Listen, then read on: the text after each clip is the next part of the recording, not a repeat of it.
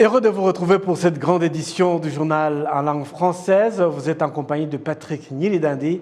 Tout de suite, l'essentiel de l'actualité. Les experts en technologie ont souligné que le problème de l'insuffisance des investissements dans la technologie et du coût élevé de l'Internet est l'un des plus grands défis auxquels sont confrontés de nombreux pays à travers le monde. Dans un article intitulé « Internet ouvert à tous », le secteur technologique a évoqué les opportunités mises en place par le programme Global Gateway de l'Union européenne pour rendre Internet plus accessible. Selon le docteur Thomas Zickel, une grande partie de la population mondiale n'a pas accès à Internet, ce qui constitue un obstacle à la réalisation des objectifs. Le programme Global Gateway de l'Union européenne, lancé donc au cours de l'année dernière en 2021, vise à investir 300 milliards d'euros d'ici 2027 dans des projets mondiaux de développement d'infrastructures, y compris technologiques. La moitié de ce programme est destiné au continent africain.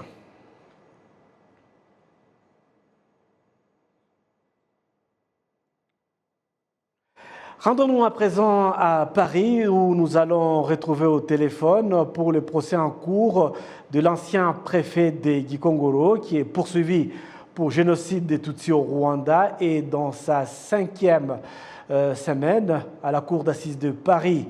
Sur place à Paris, nous retrouvons donc Jean Damascène Manishimwe. Bonjour à vous Jean Damascène Manishimwe. Bonjour Patrick.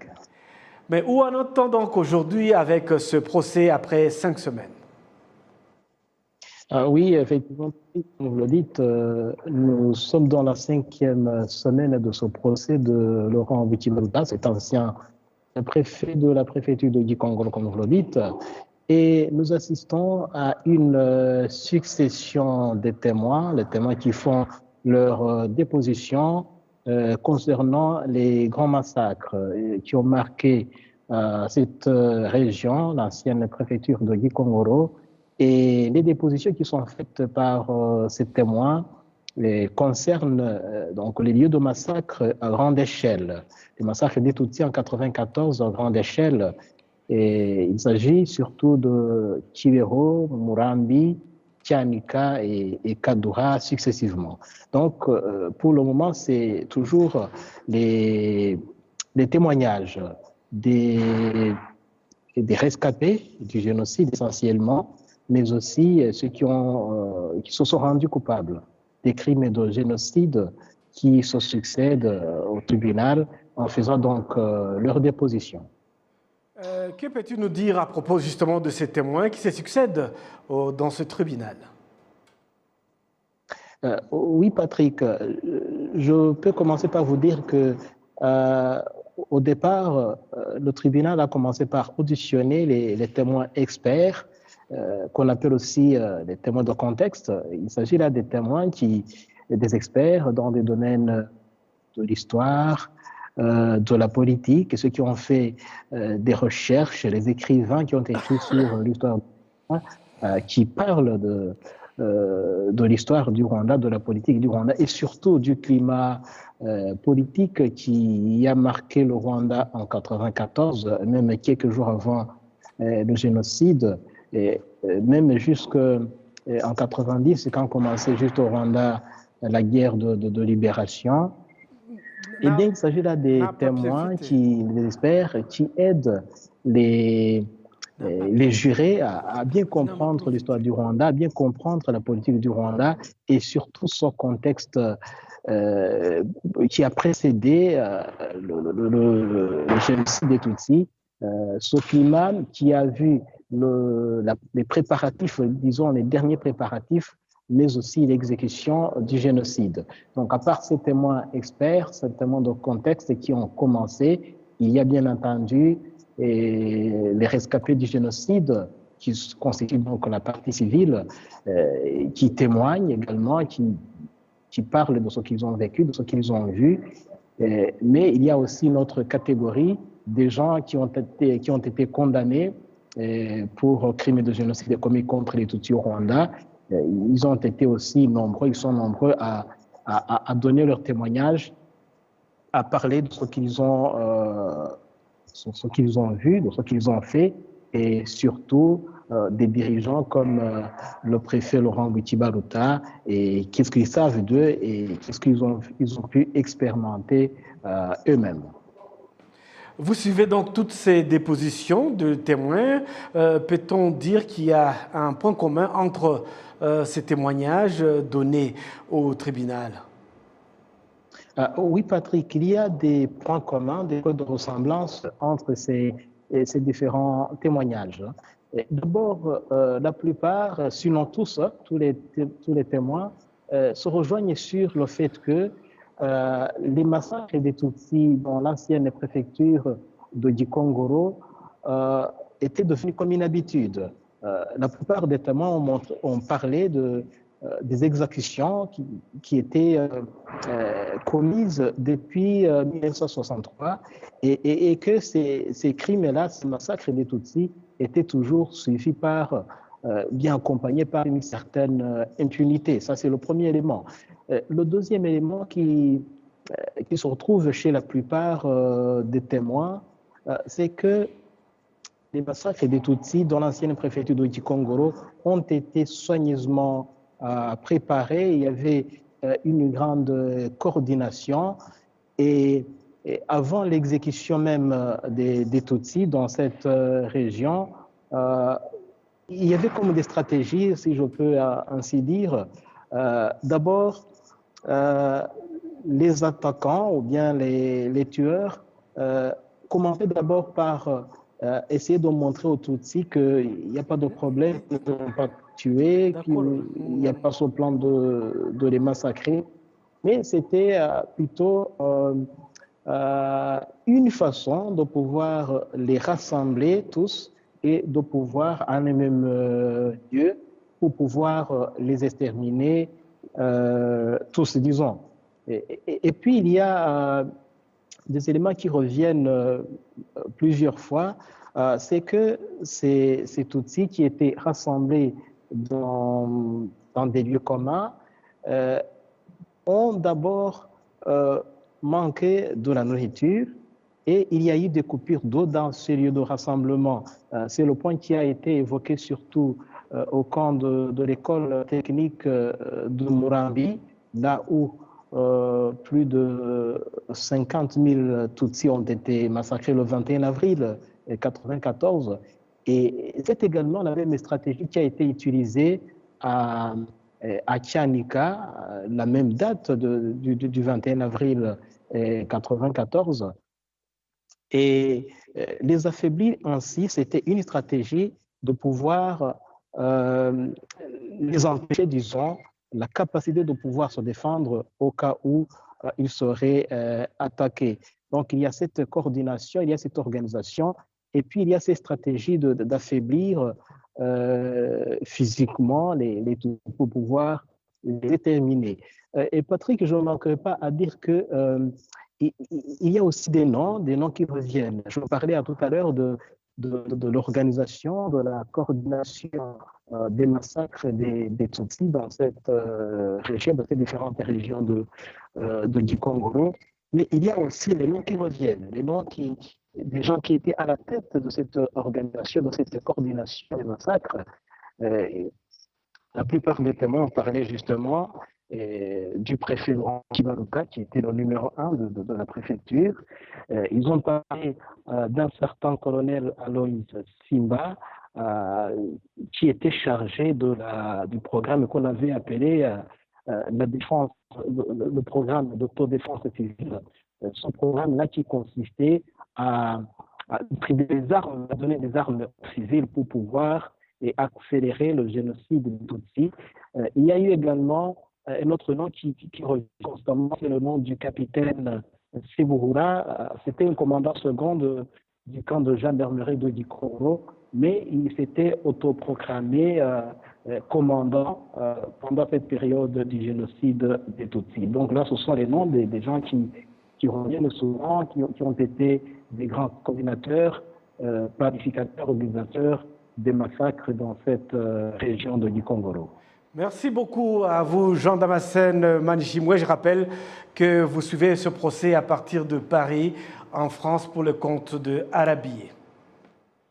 Merci à vous, Patrick. Poursuivons cette édition avec cette audience à la présidence de la République. Le chef de l'État a reçu Hélène de Généresse qui donc avait inauguré dans la journée de ce mardi un campus à Moussanzé. Nous reviendrons avec plus de détails au cours de notre édition dans la soirée. Signalons donc avec cette inauguration mardi par le Premier ministre Dr Edouard Guiléné du nouveau campus Hélène de Généresse, Diane Fossé Goriafand. Ce campus est situé à Kinigi, en district de Moussanzé, a été construit pour se fondre dans son environnement en utilisant des matériaux qui composent des volcans qui les surplombent.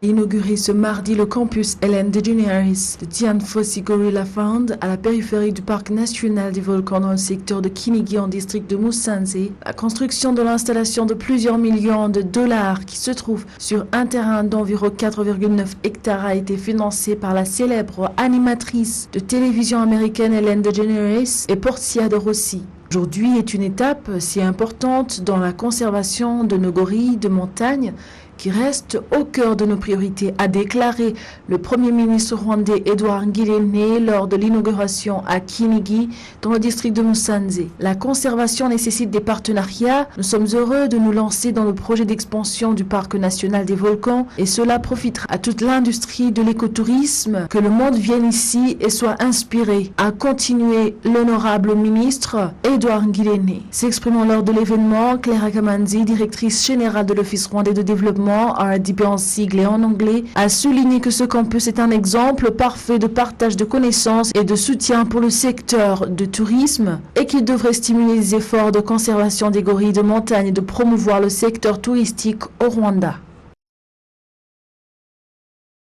Dans le cadre de préparatifs du grand sommet du Commonwealth prévu donc au cours de ce mois, la population rwandaise continue à se préparer à ce grand événement. Les motards se disent aussi prêts à accueillir les invités suivants. Alors qu'il ne reste que 12 jours au Rwanda pour accueillir le Chogam, certains motards de Kigali se déclarent prêts pour l'événement.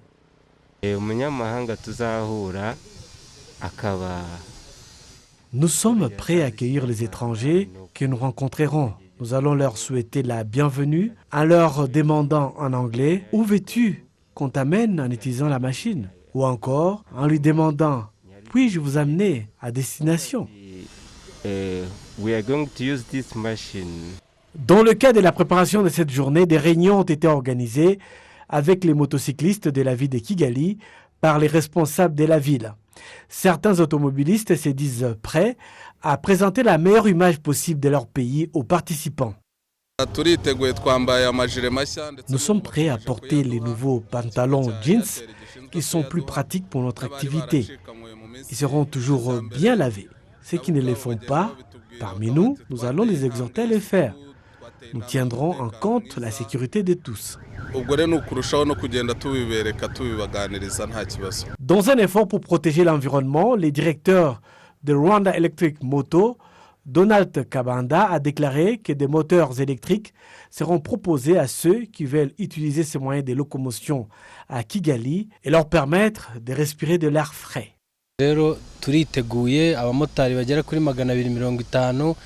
Nous sommes prêts, environ 250 motards avec des motos propres et électriques qui sont déjà des motos bien équipées pour les passagers pendant les Chogam.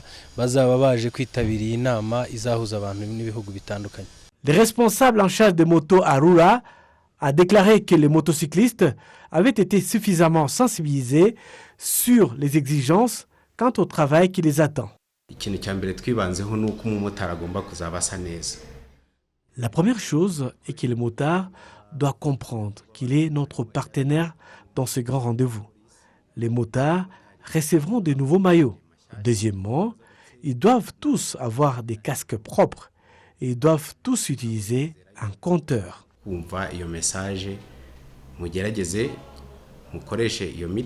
Il y a actuellement environ 23 000 taxis-motos dans la ville de Kigali. La réunion du CHOGAM devait réunir plus de 6 000 délégués venant de 54 pays membres du Commonwealth, l'organisation des pays ayant la langue anglaise en partage.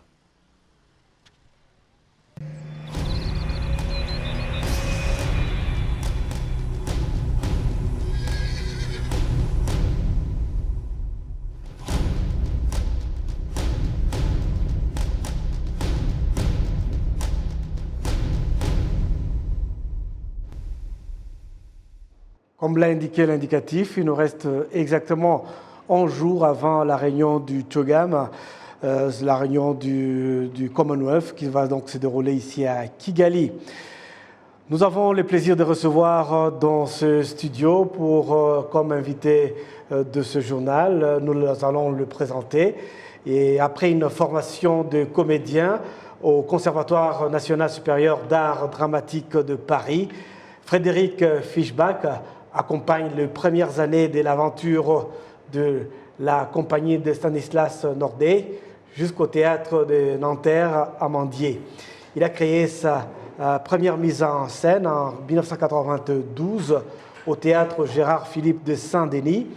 Les aventures d'Abou et Maïmouna dans la lune après Bernard-Marie Coltès. À la suite de ces spectacles, il fonde sa compagnie, l'ensemble Atopique. Merci à vous, Frédéric Fischbach, d'avoir répondu à notre invitation. Bonjour. C'est donc en 2014 que vous rencontrez Dieudonné Nianguna, à qui vous demandez d'écrire un texte qui servira d'exécutoire à votre colère partagée contre le monde tel qu'il ne va pas. Voilà qui donc est né « Dieu ne pesait pas lourd ». Vous pouvez évoquer un peu la colère des gens, la colère de pauvres. Vous dites que Dieu ne pèse pas lourd. Quel message vouliez-vous transmettre ? En fait, ce titre fait référence à une époque qu'a connue le personnage que j'incarne, qui s'appelle Anton et qui a grandi, qui est né dans la banlieue, dans la fin des années 60. Et à ce moment-là, où la question religieuse était une question intime, était une question familiale et n'était pas source de débat ni de conflit à l'extérieur de la maison. Oui, vous évoquez également, on a créé des écarts entre les gens. Qui donc ont créé ces écarts ? Alors là, de façon très explicite, je parle des politiques dans un sens très très général. Hein. Donc on va dire les mauvais politiques. Il y en a des bons et puis des mauvais. Voilà, mais qu'il y aurait une facilité comme ça à séparer les gens. Et une fois qu'on les a séparés, c'est très facile de les mettre les uns contre les autres. Eh bien, ces écarts n'ont jamais existé depuis que la société existe. Pourquoi avoir pensé à en parler ? Parce que c'est une réalité française. Actuellement, par exemple, les gens sont persuadés que s'ils vivent mal, c'est parce qu'il y a des gens qui vivent plus mal qu'eux. Voilà. Ils ont rarement le réflexe de se dire si on vit mal, en fait, c'est parce que y a des gens au-dessus de nous qui gagnent beaucoup plus. Voilà. Donc, vous incarnez Anto, je crois, qui s'est dit acteur, oui. Qui raconte sa vie rocambolesque. Invente-t-il tout ça ? Essaie-t-il de brouiller les pistes ? Ce monologue écrit par Dieudonné Nianguna, pour vous, comment le qualifiez-vous ? Je le qualifierais de baroque au sens premier du terme, c'est-à-dire que c'est vraiment Dieudonné Nianguna, c'est pour moi un des auteurs francophones les plus importants vivants. Hein. C'est-à-dire qu'il a fait une espèce de syncrétisme entre plein de tendances littéraires et poétiques. Et c'est un texte, baroque, échevelé. Effectivement, est-ce que Anton dit la vérité ? Est-ce qu'il ment ? À partir du moment où il joue, ce personnage a été enfermé, dit-il, pendant 23 ans. Est-ce que cet enfermement ne l'a pas poussé à revisiter incessamment ses souvenirs et qu'on sait bien que la mémoire est un drôle d'animal qui échappe et qui se recompose en permanence. Vous évoquez les niveaux de vie, le pouvoir d'achat, vous lancez là un cri d'alarme. Ne craignez-vous pas d'être taxé de subversif? Non, c'est simplement, ce personnage Anton, c'est vraiment Dieudonné Nianguna lui-même, c'est-à-dire c'est une espèce de... Oui, c'est celui qui est... vous savez, le poète, il est toujours au bord, il est jamais au cœur de la société, il est toujours rejeté au bord, et en même temps, il dit des choses sur le monde, on peut le croire, on peut ne pas le croire, il fait de mal à personne, il est juste en train de parler. Il y a d'ailleurs le personnage dit... Il faut dire les choses et pas taper les gens. Alors voilà, je dis les choses. Même si je suis un lâche, je dis les choses. Ça, c'est le personnage d'Anton. Et vous avez présenté votre spectacle ici à Kigali. Oui. Qu'attendez-vous du public de Kigali? Je n'en attends rien. J'espère que lui prendra. J'attends le rencontrer. J'attends simplement qu'il découvre cet auteur. Je crois qu'il est déjà venu il y a quelques années à Kigali, mais voilà, qu'il découvre cet auteur et que par cette parole, par cette rencontre, il puisse en faire son bien. Oui. Est-ce que c'est la première fois que vous êtes à Kigali? Absolument. Et quelles sont vos impressions? Extrêmement heureuse et joyeuse. En fait, je venais ici sans savoir, en ayant lu quand même, je m'étais un peu préparé et donc j'ai un peu beaucoup lu sur l'histoire du Rwanda, mais je suis époustouflé par cette ville et par cette société qui semble ô combien résiliente, et c'est incroyable de voir ça. Et je suis très surpris aussi parce que je venais en tant que Français, j'étais un peu, je me disais bon, je vais parler anglais, il y a peu de gens qui vont parler français, c'est normal, voilà. Et en fait, je suis surpris de découvrir à quel point beaucoup de gens reconnaissent mon très mauvais accent anglais et sentent le français dessous et me parlent directement en français. Voilà, mais au-delà de ça, non, parce que ça, c'est... Mais non, c'est formidable, je suis là depuis 3 jours seulement. C'est très, très impressionnant et voilà, j'ai hâte de revenir. Je rappelle aux téléspectateurs que votre spectacle passe donc ce jeudi à 19h au Centre francophone de Kigali. Oui, merci. Voilà, restez avec nous, on va découvrir ensemble l'actualité africaine.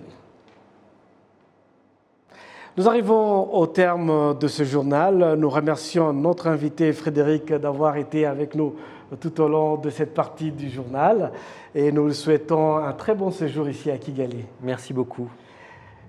Chers téléspectateurs, c'est la fin de cette édition. Merci de votre aimable attention et excellente suite de programmes sur la télévision rwandaise.